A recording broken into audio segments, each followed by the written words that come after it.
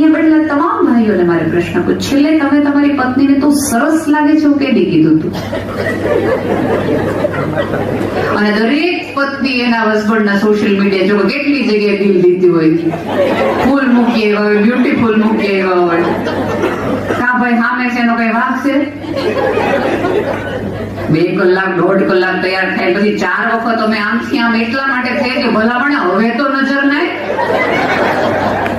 અને પાછળ કે બેન વાર બહુ લાગે તૈયાર થતા વાર અમારે એટલે લગાડવી પડે કે એકે રીતે અમે તમને સારા લાગતા હોય તો 3 કલાક તૈયાર થયા પછી તમારી અંદરથી તમારો માણસ એવું ના કરતો કે જે એપ્રિશિએશન કરીને કહી શકે યાર બહુ સરસ લાગે છે.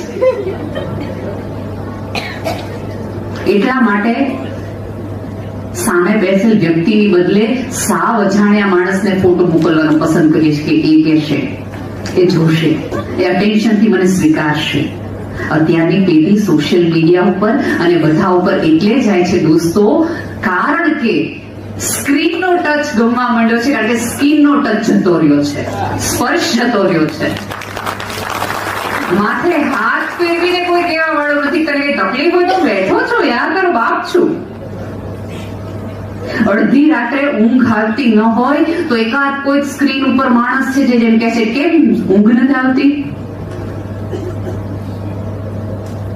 અને પડખું આમાં પતિ ફેરવે ઈએમઆઈ ના ચક્કરમાં તો તરત બાજુમાં એક વ્યક્તિ એમ કે ટળવાનું બંધ કરો, બહાર ટીવી જોવો, અહીંયા ઊંઘ નથી આવતી મને.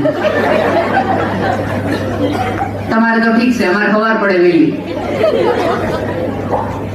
સમજાય છે? આ કોઈ એવા રોકેટ સાયન્સો તો છે અને દિવસમાં ડે ટુ ડે લેવલમાં બનતી બેટા ઘટનાઓ છે મિત્રો.